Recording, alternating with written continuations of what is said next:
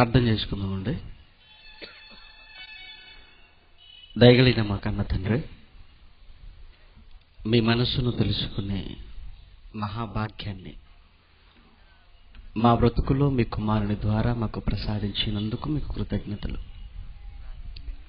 మంచి ఆరోగ్యాన్ని ఇచ్చి ఆయుష్ను పొడిగిస్తూ ఈ దినాన మా మధ్యకు మీ కుమారుని నడిపించి సమయోచితమైన జ్ఞానంతో కూడుకున్న మాటలను మాకు వినిపించమని కోరుతూ క్రీస్తు నామని ప్రార్థన మీకు సమర్పించుచున్నాము తండ్రి. ఆమేన్. దేవుని మనసు అనే ఒక వినూతనమైన ఆలోచనాత్మకమైన ఈ మహాసభల రెండవ దినానికి వచ్చేసిన దేవుని పిల్లలైన మీ అందరికీ ప్రభువైన యేసుక్రీస్తు నామమున శుభములు తెలియజేసుకుంటూ ఉంటున్నాను. ప్రియమైన దేవుని పిల్లలారా, నేటి క్రైస్తవ సమాజంలో ఎన్నో సభలు జరగటం మీకు తెలుసు. కానీ జరుగుచున్న సభలన్నింటికంటే జయశాలి గారి సభలు అనగానే ఒక ప్రత్యేకతను కలిగి ఉంటాయన్న సంగతి మీలో అనేకులకు తెలుసు. వారి మాటలు, వారు పెట్టే టైటిల్స్ ఇవన్నీ సంచలనాత్మకమైనవన్న ఆలోచన ఇప్పటికే అనేక మందిలో ఉండటం, ఇందులో ఆశ్చర్యమేమీ లేదు. ప్రియమైన దేవుని పిల్లలారా, దేవుని గురించి చెబితే జయశాలి గారే చెప్పాలి అన్న నాటుడి ఈరోజు ప్రతి నోట మనకు వినబడుతుంది. బైబిల్ గురించి మాట్లాడితే జయశాలి గారే మాట్లాడాలి, వారు మాత్రమే మాట్లాడటానికి అన్ని విధాల అర్హులు. కారణం, అందరూ చదివినట్లుగా వారు చదవలేదు. అందరూ బ్రతకడానికి బైబిల్ పడితే అనేకులను బ్రతికించడానికి బైబిల్ పట్టిన ఈ తరంలో మొదటి వ్యక్తి జయశాలి గారు. ప్రియమైన దేవుని పిల్లలారా, 25 సంవత్సరాల బైబిల్పై వారు చేసిన పరిశోధన, వారు చేసిన తపస్సే ఈరోజు సంచలనాత్మకమైన అంశాలుగా మన ముందుకొచ్చాయి. అందులో ఒకటి దేవుని మనసు అని. ప్రియమైన దేవుని పిల్లలారా, దేవుడు తెలుసు, కానీ దేవుని మనసు మాత్రం నేటి ప్రపంచానికి తెలియదని చెప్పాలి. దేవుడు ఉన్నాడు, అనేక మంది నమ్ముతున్నారు, కానీ నమ్మిన వారందరికీ తెలియనిది ఆ దేవుని మనసన్న సంగతి ఈ సభల్లో మీరు వింటున్నారు. ఆ దేవుని మనసు తెలియాలి అంటే, ఆ దేవుని మనసు మనకు అర్థం అవ్వాలి అంటే 66 పుస్తకాలను అర్థం చేసుకుంటే తప్ప ఆయన మనసు మనకు అర్థం కాదు. ప్రియమైన దేవుని పిల్లలారా, దేవుని మనసు ఈ 66 పుస్తకాలలో ఏదో ఒక పుస్తకానికి పరిమితం కాలేదు. దేవుని మనసు ఈ 66 పుస్తకాలలో ఏదో ఒక అధ్యాయంలో ఉంది అని అనుకుంటే పొరపాటు. ఎందుకంటే చాలామంది బైబిల్ను కలిగిన క్రైస్తవులు 66 పుస్తకాలలో ఏదో ఒక పుస్తకాన్ని చదువుకుంటే సరిపోతుంది, ఏదో ఒక అధ్యాయాన్ని నేర్చుకుంటే చాలు అన్న చిన్న చిన్న ఆలోచనలతో ఉన్నారు. ఆ దేవుణ్ణి సాధించాలి అంటే, ఆయన మనసు తెలియాలి అంటే, ఆయన మనసులో నీ గురించి ఉన్న ఆలోచనలు, కోరికలు అర్థం అవ్వాలి అంటే ఆదికాండం నుండి ప్రకటన వరకు 66 పుస్తకాలలో ఆద్యంతం మనకు అనుభవం ఉంటే తప్ప ఆయన మనసు ఏంటో మనకు అంతుపట్టదు. మరి ఈరోజు 66 పుస్తకాలను సాధించిన వ్యక్తి ఎవరంటే ఈరోజు మన కళ్ళ ముందున్న జయశాలి గారు. అందుకే ఇప్పటి వరకు ఏ బోధకుడు పెట్టని టైటిల్ జయశాలి గారి పెట్టడంలో మీకు అర్థం అవ్వాలి, వారికి మాత్రమే తెలుసు దేవుని మనసు అని. కనుక ప్రియమైన దేవుని పిల్లలారా, మరి జయశాల గారు ఈ ప్రాంతానికి రావటం, ఈ ప్రాంతంలో ఉన్న మీరు చేసుకున్న అదృష్టం అని చెప్పటానికి సంతోషపడుతున్నాను. గత రాత్రి మీరు విన్నారు బైబిల్ గొప్పతనం, బైబిల్ ఔన్నత్యం, బైబిలే దేవుని గ్రంథం అనటానికి జయశాల గారి నోటి నుంచి వచ్చిన ప్రతి మాట అక్షర సత్యంగా మనం విన్నాం. ప్రియమైన దేవుని పిల్లలారా, దేవుని మనసు, పరలోకంలో ఉన్న ఆయనకున్న మనసు, ఆ మనసులో మన గురించి ఉన్న ఆలోచనలు, మొదటి ఆదాము మొదలుకుంటే కడపటి ఆదాముగా అరుదించిన యేసుక్రీస్తుల వారి వరకు ఎందరో వచ్చారు, కానీ ఎవరు ఆయన మనసును సరిగా అర్థం చేసుకోలేకపోయారు.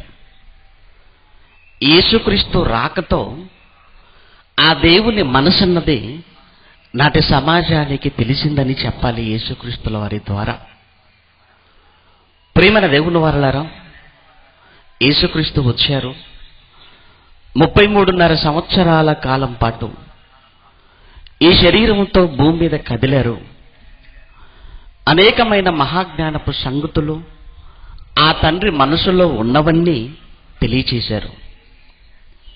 ఆ తర్వాత అపోస్తలులు, వారి కాలంలోనే పౌలు గారు జననం, పౌలు గారి రాక, పౌలు గారు సైతం ఆ దేవుని మనస్సును ప్రకటించటం, ఆ దేవుని మనసును గురించి తెలియచేసే క్రమంలోనే ఆయన కాలంలో ఉన్నటువంటి వారికి దేవుని మనస్సు తెలియదు అని సూటిగా చెప్పిన మాట ఈరోజు మనం చదువుకున్న లేఖన భాగంలో మనకు కనబడుతుంది.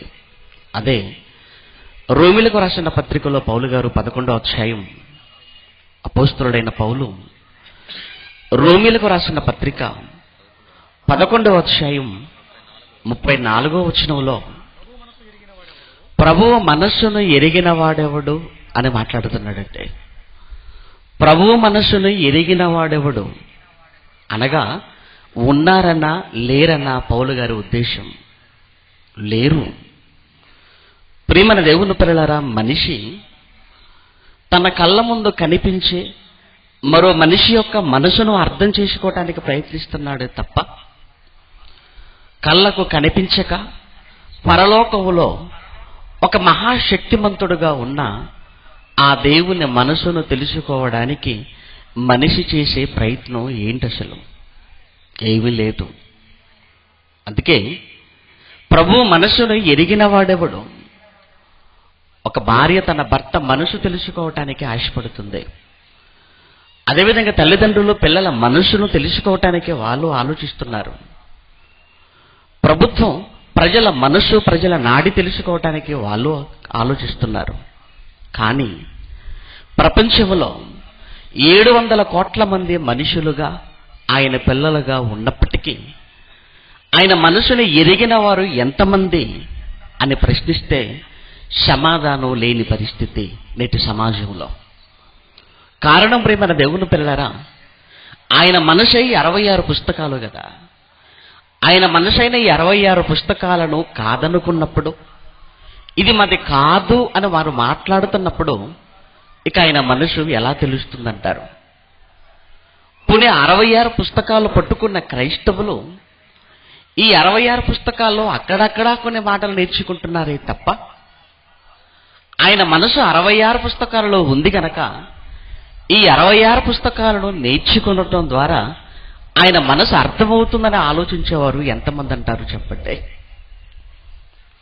ప్రియమైన దేవుని పిల్లలారా, ఆదాము మొదలుకుంటే యేసుక్రీస్తు వరకు ఎంతమందో పుట్టుకొని వచ్చిన వారంతా ఆయన మనసు తెలుసుకోవటంలో విఫలమయ్యారని చెప్పాలి. మొదటి శతాబ్ద కాలంలో సైతం లేఖనాలు ఉన్నప్పటికీ ఆ లేఖనాలలో ఉన్న సంగతులను పైపైన చూస్తూ వెళ్ళిపోయారే తప్ప లోతుల్లోకి వెళ్ళలేని పరిస్థితి నాటి సంఘాలది, నాటి సమాజంలో ఉన్నవారిదని చెప్పాలి. అందుకే ఎందుకు వారు తెలుసుకోలేకపోయారు ప్రభు మనసును అన్న విషయాన్ని కూడా మనం చూడగలిగితే, పౌలు కొరింథీయులకు రాసిన 2వ పత్రిక 10వ అధ్యాయం 7వ వచనంలో మాట్లాడుతూ, కొరింథీయులకు రాసిన 2వ పత్రిక పౌలు గారు 10వ అధ్యాయం 7వ వచనంలో సంగతులను పైపైననే మీరు చూచుచున్నారు అన్నాడు. సంగతులను పైపైననే మీరు చూచుచున్నారు. లేఖనాలలో వ్రాయబడిన దేవుని మాటలు లేదా సంగతులు లేదా విషయం, ఆ విషయాన్ని లేదా ఆ సంగతులను ఆ మాటలను మీరు పైపైనే చూచుచున్నారు. అందుకే మీకు ఆయన మనసు ఏంటో అర్థం కాలేదు. ఈరోజు ప్రపంచ క్రైస్తవులందరి చేతిలో వాక్యం ఉంది, కానీ అందరూ ఎందుకు ప్రభు మనసును గురించి మాట్లాడటం లేదు? ఎవరు ఇప్పటి వరకు ఎందుకు ఈ అంశాన్ని ముందుగా చెప్పలేదు?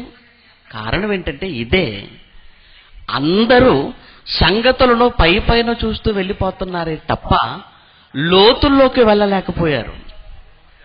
ప్రియమైన దేవుని పిల్లలారా, విలువైన సంగతులు అన్నవి అవి లోతుల్లోకి వెళితే తప్ప అర్థం కావండి. పైపైన చూడటం వలన అర్థమవుతాం, లోతుల్లోకి వెళ్ళాలి. కారణం, దేవుడు తన గురించిన విలువైన సంగతులన్నీ ఆలోచన చేస్తే తప్ప, లోతుల్లోకి వెళితే తప్ప అర్థం కాని రీతిలో ఆయన వ్రాయించాడు. అందుకే పరిశోధన అంటున్నాం. ఈ పరిశోధన అన్న ఈ పదం కూడా బైబిల్ ఓపెన్ యూనివర్సిటీలో మీరు వింటారే తప్ప మిగతా ఎక్కడా మీకు వినిపించదు, ఈ మాట మీకు కనిపించదండి. ప్రియమైన దేవుని పిల్లలారా, అందుకే దేవుని మనసు ఎరిగిన వారెవరు, ప్రభు మనసు ఎరిగిన వారెవరు అన్నదానికి బైబిలును పరిశోధించిన వారు, బైబిల్ యొక్క లోతుల్లోకి వెళ్ళిన వారే దేవుని మనసు ఎరిగిన వారు అని చెప్పాలి. యేసుక్రీస్తు దేవుని మనసు ఎరిగిన వాడు. అందుకే యేసుక్రీస్తు వచ్చేంత వరకు ఎందరో వచ్చినా ఏ ఒక్కరి విషయమే తండ్రి సంతోషపడినట్టుగా మనకు బైబిల్లో కనిపించదు. యేసుక్రీస్తు ఎప్పుడైతే బాప్తిస్మం తీసుకున్నాడో, ఆయన బాప్తిస్మం పొందిన వెంటనే ఆకాశంలో నుండి శబ్దం రావటం, అది తండ్రి మాట్లాడటం. ఆ మాటల్లో యేసుక్రీస్తుల వారి గురించి ఆయన అన్న మాట మనందరికీ తెలుసు. ఇదిగో ఈయనే నా ప్రియ కుమారుడు, ఈయనే నా ప్రియ కుమారుడు, ఈయన యందు నేను ఆనందపడుతున్నాను అన్నాడు. యేసుకు ముందు ఎందరో వచ్చారు కదా, వచ్చిన వారందరి విషయంలో అనని మాట కేవలం ఒక యేసుక్రీస్తుల వారి విషయంలో అనటంలో ఉన్న ఆంతర్యం ఏంటంటే, దేవుని మనసును ఎరిగిన వ్యక్తి అండి ఆయన. దేవుని మనసును బాగా తెలుసుకున్నవాడు ఆయన. అందుకే దేవుని మనసు ఎరిగిన వ్యక్తి ఎలా ఉంటాడు భూమి మీద అన్నది మనకు తెలియాలంటే యేసుక్రీస్తుల వారి జీవితమే మనకు సాక్ష్యం. దేవుని మనసు ఎరిగిన వారు ఎలా ఉంటారు, ఏం చేస్తారు, వాళ్ళ కార్యక్రమాలు, వాళ్ళ ఆలోచనలు, వాళ్ళ ఉద్దేశాలు, వాళ్ళ తలంపులు ఎలా ఉంటాయో మనకు తెలియాలంటే అందుకు ప్రత్యక్ష సాక్ష్యం యేసుక్రీస్తుల వారనే చెప్పాలి. ప్రియమైన దేవుని పిల్లలారా, దేవుని మనసు ఎరిగిన వాడుగా వచ్చిన యేసుక్రీస్తు తన బ్రతుకు కాలంలో ఆయన నోట నుంచి వస్తున్న మాట, ఆయన కార్యక్రమాలన్నిటినీ మనం బాగా పరిశీలించగలిగితే, యోహాను రాసిన సువార్త 6వ అధ్యాయం 38లో యేసుక్రీస్తుల వారే స్వయంగా చెబుతున్న మాట మనం చూస్తుంటాం. యోహాను సువార్త 6వ అధ్యాయం 38వ వచనంలో, నా ఇష్టమును నెరవేర్చుకొనుటకు నేను రాలేదు. కాబట్టి దేవుని మనసు ఎరిగిన వ్యక్తి నోట నుంచి వస్తున్న మాట అండి ఇది. నా ఇష్టమును నెరవేర్చుకొనుటకు నేను రాలేదు. నా ఇష్ట ప్రకారంగా బ్రతకటానికి, నా ఇష్ట ప్రకారంగా తిరగటానికి నేను రాలేదు. ఇక్కడ నా ఇష్టమును నెరవేర్చుకొనుటకు నేను రాలేదు, కానీ నన్ను పంపిన వాని చిత్తము నెరవేర్చుటకే పరలోకము నుండి దిగి వచ్చి తిని అంటున్నాడు యేసుస్వామి. అనగా దేవుని మనసెరిగిన యేసుస్వామి భూమి మీద బ్రతుకున్నంత కాలం తన ఇష్టం కాదట, అంతా దేవుని ఇష్టమే. తన బ్రతుకంతా దేవుని ఇష్టం. ప్రియమైన దేవుని పిల్లలారా, అందుకే యేసుక్రీస్తుల వారు ఆయన భూమి మీద బ్రతుకున్నంత కాలం ఎక్కడ శరీర సంబంధమైన ఆలోచనలు, శరీర సంబంధమైన కోరికలు, శరీర సంబంధమైన ఏ కార్యక్రమాలకు ఆయన ప్రాధాన్యతనివ్వలేదంటే ఆయన ప్రతి కదలిక తండ్రి కోసమే కదిలినట్టుగా మనకు కనబడుతుంది. యేసుక్రీస్తు వారు కదులుతున్నారంటే తండ్రి కోసమే. ఆయన మాట్లాడుతున్నాడంటే తండ్రి కోసమే మాట్లాడతాడు. ఆయన కూర్చున్నా తండ్రి కొరకే కూర్చుంటాడు. ఆయన నడుస్తున్నా తండ్రి కొరకేనండి. ఆయన ఆగినా తండ్రి కొరకే.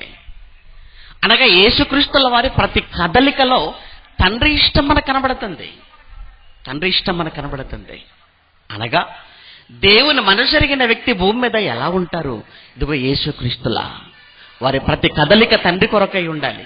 వారు చేసే ప్రతి ఆలోచన తండ్రి కొరకు, వాళ్ళ తలంపులు తండ్రి కొరకు. ఇలా ప్రతిదీ తండ్రి కొరకు, దేవుని కొరకు అన్న ఆలోచనలతో ఎవరైతే ఉంటారో వారు దేవుణ్ణి బాగా అర్థం చేసుకున్నవారు, దేవుని మనసెరిగిన వారని చెప్పటంలో ఎలాంటి సందేహం లేదండి. యేసుక్రీస్తుల వారు ప్రయాణం అయిపోతున్నాడు యెరూషలేమునకు. ఆ సమయంలో ఒక మంచి మాటను లూకా గారు అక్కడ ప్రస్తావించినట్టుగా మనం చూస్తుంటాం. లూకా వ్రాసిన సువార్త 13వ అధ్యాయం 22వ వచనంలో, లూకా వ్రాసిన సువార్త 13వ అధ్యాయం 22వ వచనాన్ని మనం చూడగలిగితే, ఆయన యెరూషలేమునకు ప్రయాణమై పోవచ్చు బోధించుచు అన్నాడండి. ఆయన యెరూషలేమునకు ప్రయాణమై పోవచ్చు బోధించుచు అంటున్నాడు. అంటే యేసుక్రీస్తుల వారు ప్రయాణంలో ఉన్నాడు.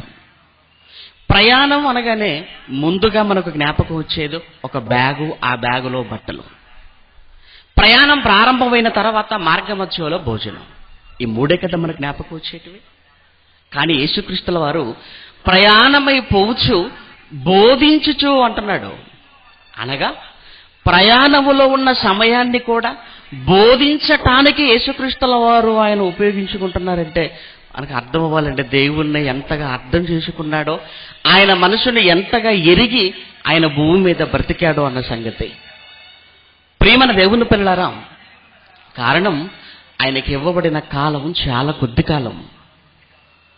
నాకు ఇవ్వబడిన కాలం అన్నది, నా లైఫ్ టైం అన్నది చాలా కొద్దిగా, చాలా కొంచెం. అందుకే నాకు ఇవ్వబడిన ఈ కొద్ది కాలములో ప్రయాణములో ఉన్నను వాక్యమే, నడుస్తున్నను వాక్యమే, కూర్చున్న వాక్యమే, నిలబడిన వాక్యమే. వారు ఆయన ప్రయాణమై పోవచ్చు ఆయన బోధించుచు అంటున్నాడు. ప్రియమైన దేవుని పిల్లలారా, ఇది యేసుక్రీస్తుల వారి జీవితం అంటే. అందుకే యేసుక్రీస్తుల వారు ఏ గ్రామానికి వెళుతున్నా తండ్రి పని మీదనే వెళ్ళాడు. ఏ పట్టణానికి వెళ్ళినా తండ్రి పని మీదనే వెళ్ళాడు. ఆయన ఎక్కడ నిలబడినా తండ్రి కొరకే నిలబడినట్టుగా మనం చూస్తున్నామంటే. అందుకే దేవుని మనసెరిగినటువంటి వ్యక్తిగా యేసుక్రీస్తుల వారు భూమి మీద బ్రతకటం, ఆ బ్రతుకును బట్టి దేవుని మనసెరిగిన వారు భూమి మీద ఎలా బ్రతకాలో అన్న విషయం మనకు స్పష్టం అవుతుందంటే. మనము కదులుతాం, మనము ప్రయాణం చేస్తాం, మనము కూర్చుంటాం, మనము నిలబడతాం, మనము నడుస్తాం. కానీ ఎక్కడున్నాయండి దేవుని గుర్చినటువంటి జ్ఞాపకాలు? దేవుని గుర్చిన జ్ఞాపకాలు ఎక్కడున్నాయి? అవసరమైతే ప్రయాణాలు, గ్రామము, పట్టణాలు, జిల్లాలే కాదు, రాష్ట్రాలు, దేశాలు దాటైనా ప్రయాణం చేస్తుంటాం. కానీ మనం చేసే ఆ ప్రయాణం నిజంగా దేవుని కొరకే చేయగలుగుతున్నావా? ఆయన వాక్యాన్ని ప్రకటించిన కొరకే చేయగలుగుతున్నావా? లేదంటే. ప్రియమైన దేవుని పిల్లలారా, దేవుని మనసెరగటం ఇగో యేసుక్రీస్తు జీవితాన్ని బట్టి మనకు కనబడుతుంది. దేవుని మనసెరిగిన వ్యక్తి తనకివ్వబడిన కాలములో తన ఇష్టం కాదట, అంతా దేవుని ఇష్టాన్ని జరిగిస్తాడు. అంతా దేవుని ఇష్టమే. ఆ దేవుని ఇష్టాన్ని జరిగించటంలో అవసరమైతే నిందల, అవమానాల, కష్టాల, బాధల ఏదైనా పర్వాలేదు. పరలోకమందున నా తండ్రి సంతోషంగా ఉండాలి, ఆయన మనసుకు బాధ కలగకూడదు. అవసరమైతే నా మనసుకు బాధ అయినా పర్వాలేదు. అవును, భూమి మీద యేసుక్రీస్తుల వారు ఏ రోజు సంతోషంగా ఉన్నాడండి? భూమి మీద ఏ రోజు యేసుక్రీస్తుల వారు సంతోషపడిన దాఖలాలు మనకెక్కడా కనపడవండి. హెబ్రీ పత్రిక 5వ అధ్యాయం 7వ వచనాన్ని మనం చూడగలిగితే బైబిల్లో అపోస్తలుడైన పౌలు హెబ్రీలకు రాసిన పత్రిక 5వ అధ్యాయం 7వ వచనంలో, శరీరధారి అయిన దినములలో ఎంతకాలం ఉన్నాడండి శరీరంతో? 40 దినాలు కాదండి, 33.5 సంవత్సరాలండి. ఆయన శరీరధారి అయిన దినములలో, అనగా ఆయన బ్రతుకు దినాలలో, అనగా ఆయన జీవిత కాలమంతా మహారోదన కన్నీళ్లతో అన్నాడంటే. అనగా యేసు జీవితం అంతా రోదన, యేసు జీవితం అంతా కన్నీళ్లే మనకు కనబడుతున్నాయి. సమాజంలోకి వెళ్ళిపోతే తిండిపోతుగా, త్రాగుబోతుగా ముద్ర వేశారు. మరోవైపుకి వెళ్ళిపోతే దయ్యం పట్టినవాడు అంటున్నారు. ఇంటికి వస్తేనేమో పిచ్చివాడు అని మాట్లాడుతున్నారు. ఇలాంటి మాటలు యేసుక్రీస్తుల వారు వింటున్నప్పుడు మానసికంగా ఆయన అనుభవించిన బాధ అది ఎంతో అనుభవించిన ఆయనకే తెలిసిద్దే. మనం చదువుకుంటున్నాం, కానీ అనుభవించిన ఆయనకి తెలిసండి ఆ బాధ ఏంటో. అందుకే పౌలు గారు శరీరధారి అయిన దినములలో యేసుక్రీస్తుల వారు మహారోదన. ప్రియమైన దేవుని పిల్లలారా, ఆయన ఆలోచన ఒక్కటే, ఆయన ఉద్దేశం ఒక్కటే, నేను రోధించైనా పర్వాలేదు, నన్ను పంపిన నా కన్న తండ్రిని ఆనందపెట్టాలి. ఇక్కడ ఈయన రోధిస్తున్నాడు. పరలోకంలో ఉన్న కన్న తండ్రి యేసుక్రీస్తు గురించి మాట్లాడుతూ నేను ఎంతగానో ఆనందపడుతున్నాను అన్నాడు యేసుక్రీస్తుని చూసి. నేను నా కుమారుడైన యేసుక్రీస్తుల విషయంలో నేను ఆనందపడుతున్నాను. మరి యేసుక్రీస్తుల వారు ఆయన రోధిస్తున్నాడు. ఈయన రోధిస్తున్నాడు, తండ్రి ఆనందపడుతున్నాడు. యేసుక్రీస్తు నిజంగా తండ్రి కొరకు చేసిన త్యాగం అది చిన్నది కాదండి. ఆయన మనసు ఎరిగాడు, నా తండ్రి మనస్సు ఆనందపడాలి, నా తండ్రి మనసు సంతోషపడాలి. అందుకే ఆయన ఎక్కడా కూడా రాజీ పడినట్టుగా లేదండి. దేవుని మనసు ఎరిగిన వాడు ఏ విషయంలో కూడా రాజీ పడడండి, ఏ విషయంలో రాజీ పడడం. యేసుక్రీస్తుల వారు ఆ రోజున శాస్త్రులు, పరిసయ్యులు, ప్రధాన యాజకులు యేసుక్రీస్తుని ఎన్నో రకాలుగా ఆయన హింసించాలి, చంపాలి అని ఎన్నో ప్రణాళికలు వేసినట్టుగా మనకు తెలుసు. కొండ మీద నుంచి తోసేయాలనుకున్నారు, తలకిందులుగా పడేసి చంపేయాలనుకున్నారు, ఆఖరికి శిలువలో చంపేశారు. అనగా ఎక్కడికి వెళ్ళిన యేసుక్రీస్తుల వారికి యాంటీ వర్గం అన్నది ఎప్పటికైనా వెంటే ఉంది. అయినా యేసుక్రీస్తుల వారు భయపడినట్టుగా లేదండి. అయినా వారికి ఎవరికి ఆయన బెదరలేదు. నా ప్రాణం పోయినా పర్వాలేదు, నా తండ్రిని మాత్రం నేను సంతోషపెట్టాలి. ఇప్పటికే ఎంతో కాలంగా ఆయన మనసుకు గాయమైంది. ఇప్పటికే ఎంతో మంది వచ్చినా ఆయన మనసుకు కలిగిన బాధ తగ్గలేదు. కనీసం ఇదిగో నేను వచ్చాను, నన్ను బట్టైనా నా తండ్రి సంతోషపడాలి, నన్ను బట్టైనా నా తండ్రి ఆనందపడాలి. ఇదేనండి తండ్రి మనసు, దేవుని మనసెరిగిన యేసుక్రీస్తు ఈ భూమి మీద ఆయన చేసిన త్యాగం అంటే. అదే బాటలో అపోస్తలులు ప్రయాణం చేశారంటే, అదే బాటలో అపోస్తలుడైన పౌలు గారు కూడా యేసుక్రీస్తు ఎలా తండ్రిని సంతోషపెట్టడానికి తన్ను తాను కష్టపెట్టుకున్నాడో, అపోస్తలులు కూడా యేసుక్రీస్తుల వారు చూపిన, యేసుక్రీస్తుల వారు వేసిన బాటలోనే వీళ్ళు కూడా మేము కష్టపడైనా పర్వాలేదు ఆయన్ని సంతోషపెట్టాలి అనుకున్నారు. అందుకే అపోస్తలుడైన పౌలు అన్న మాట మనందరికీ తెలిసిన మాట. అంటే ఫిలిప్పీలకు రాసిన పత్రికలో పౌలు గారి 1వ అధ్యాయం 21వ వచనంలో అపోస్తలుడైన పౌలు ఫిలిప్పీలకు రాసిన పత్రిక 1వ అధ్యాయం 21వ వచనంలో మాట్లాడుతూ ఆయన, నా మట్టుకైతే బ్రతుకుట క్రీస్తే, చావైతే లాభం అని మాట్లాడుతున్నాడు. చూసారా, నా మట్టుకు బ్రతుకుట క్రీస్తే. ఈ రోజు నేను ఒకవేళ బ్రతుకున్నానంటే నా క్రీస్తు కోసమే బ్రతుకుతాను. ఒకవేళ చావంటూ వచ్చిందా, లాభం, ఆయన కొరకు చనిపోతున్నాను గనుక. ప్రేమన దేవుని పిల్లలారా, యేసుక్రీస్తుల వారు కానీ, అపోస్తలులు కానీ, పౌలు గారు కానీ తమ జీవితాలను మనం ఆలోచన చేసినప్పుడు వారి జీవితాలలో కష్టాలు, బాధలు ఎన్నైనా ఆ పరలోకమందున్న తండ్రి మనస్సును ఎరిగిన వారు గనుక ఆ తండ్రిని ఆనందపెట్టాలి, ఆ తండ్రిని సంతోషపెట్టాలి అనుకున్నారు. ఆయన్ని సంతోషపెట్టడానికి ఇక్కడ మా జీవితాలు ఏమైపోయినా పర్వాలేదు అనుకున్నారండి. అప్పటికి ఎన్నో అవమానాలు ఎదురయ్యాయి పౌలు గారికి, ఎన్నో శ్రమలు ఎదురయ్యాయి. అయినా పర్వాలేదు, ఇంకా నేను బ్రతుకుతాను ఆయన కోసమే. ఒకవేళ చావంటూ వచ్చినా ఆయన కొరకు ఆ చావును ఆనందంగా స్వీకరిస్తాను అన్నాడంటే. ఇది దేవుని మనసెరిగిన వ్యక్తి జీవితాలండి బైబిల్లో మనకు కనబడుతున్నాయి. ప్రియమైన దేవుని పిల్లలారా, ఇలాంటి త్యాగపూరితమైన మనస్సు, ఇలాంటి సాహసోపేతమైన జీవితం, దేవుని కొరకు చనిపోయినా పర్వాలేదు, నా తండ్రి కొరకు అవమానాలైనా పర్వాలేదు, నా తండ్రి కొరకు ఎన్ని నిందలైనా పర్వాలేదు, నా తండ్రి కొరకు ఎన్ని శ్రమలైనా పర్వాలేదు, అన్నవారు ఈ తరంలో ఎవరైనా కనబడుతున్నారని చెప్పండి. ఇలాంటి ఆలోచనతో, ఇలాంటి దృక్పథంతో, ఇలాంటి ఉద్దేశంతో ఈరోజు క్రైస్తవ్యంలో ఎవరైనా కనబడుతున్నారా? ఒకవేళ కనబడుతున్నారంటే ఆయన one and only Jayashali Sri P D Sundararao గారేనంటే. ప్రియమైన దేవుని పిల్లలారా, మీరు వింటున్నారు.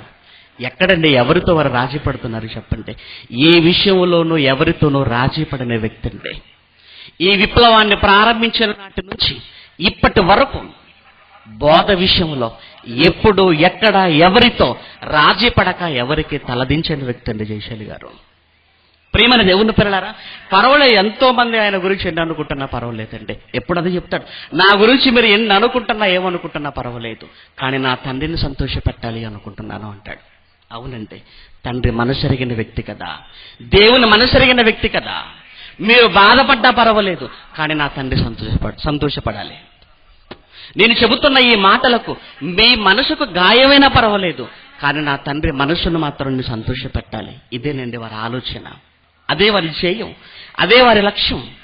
ప్రియమైన దేవుని పిల్లలారా, ఈరోజు వారి తరములో మనం పుట్టటం, వారి బోధనలో మనం స్వయంగా వినటం నిజంగా మన అదృష్టం కాదంటారా చెప్పండి? ఒకవేళ వారే రాకపోతే, వారే లేకపోతే మనందరి జీవితాలు ఏమైపోయేటో ఆలోచించండి. దేవుని మనసు మనకు అర్థమయ్యేదంటారా చెప్పండి? మన జీవితం ఏంటో మనకు అర్థమయ్యేదంటారా? ఇప్పటి వరకు మనం ఎందుకు పుట్టామన్న సంగతి ఎవరు చెప్పారంటే వారే. మానవుడు కారణ జన్ముడా, మనిషి జన్మ ఎందుకు ఎవరు చెప్పారండి ఈ పాఠాలు? కట్టె మిగిల్చిన కన్నీటి కదా. ఈ సంగతులను ఎవరండి మనకు ప్రబోధించింది? ఇప్పటి వరకు ఎవ్వరూ చెప్పలేదండి. ఎన్ని టైటిల్స్ అంటే ఎన్ని టైటిల్స్! ఇవన్నీ వారేనండి, వారే ప్రప్రథమంగా ప్రపంచానికి పరిచయం చేసిందే. నిజంగా జయశాల గారి లేని ఈ తరాన్ని ఊహించుకుంటే నా భయం అవుతుంటుందండి మాకు. ప్రియమైన దేవుని పిల్లారా, చాలా అదృష్టం చేసుకున్నాం. ఈ 4 దినాలు, ఇది 2వ దినంలో మనం ఉంటున్నాం. ఇంకా మిగిలిన 2 దినాలు కూడా సకాలానికి విచ్చేసి జయశాల గారి గలవ నుంచి ఎన్నో మన జీవితానికి అవసరమైన, మన ఆత్మీయ బ్రతుకుకు అవసరమైన ఎన్నో సత్యాలను మనం విందాం, నేర్చుకుందాం, మన జీవితాలను ధన్యం చేసుకుందాం. ప్రార్థన చేసుకుందాం. కళ్ళు మూసుకునండి. దయగలిగిన మా తండ్రి, మీకు వందనాలు నాయనా. మీ మనసు ఏంటో చెప్పేవారు ఈ ప్రపంచంలో కరువైపోయిన తరుణంలో మీ మనసు చెప్పటానికి మీ కుమారుడికి మీరు జన్మనిచ్చారని మేము ప్రగాఢంగా నమ్ముతున్నాం. మా జీవితం ఏంటో తెలియక అంధకారంలో కొట్టుమిట్టాడుతున్న సమయంలో మీ కుమారుని మాటలు మా జీవితంలో వెలుగులు నింపాయి తండ్రి. మా జీవితాలను వెలిగించుకున్న వారముగా అనేక మందిని వెలిగించుటకు ఈరోజు మేము నిలబడ్డామంటే కారణం మీ కుమారుడు. మంచి ఆరోగ్యాన్ని ఇవ్వండి, ఆయుష్ను ప్రసాదించండి. ఇంకా నువ్వు అనేకమైన సంవత్సరములు మా మధ్య నిలువబెట్టి ఇంకా నువ్వు ఎన్నో మిమ్మల్ని గూర్చిన సంగతులు మాకు తెలియచేయటానికి కృప చేయమని కోరుతూ, వచ్చిన మీ వాక్యాన్ని వింటున్నా, నేర్చుకుంటున్నా మీ పిల్లలు వింటున్న మాటలతో తమ మనోనేత్రాలు వెలిగించబడిన వారుగా సమాజంలోకి వెళ్ళి అనేక మందిని వెలిగించేవారుగా మీ పిల్లలు మారుటకు కృప చేయమని కోరుతూ క్రీస్తు నామని ప్రార్థన మీకు సమర్పించుచున్నాము తండ్రి. ఆమేన్.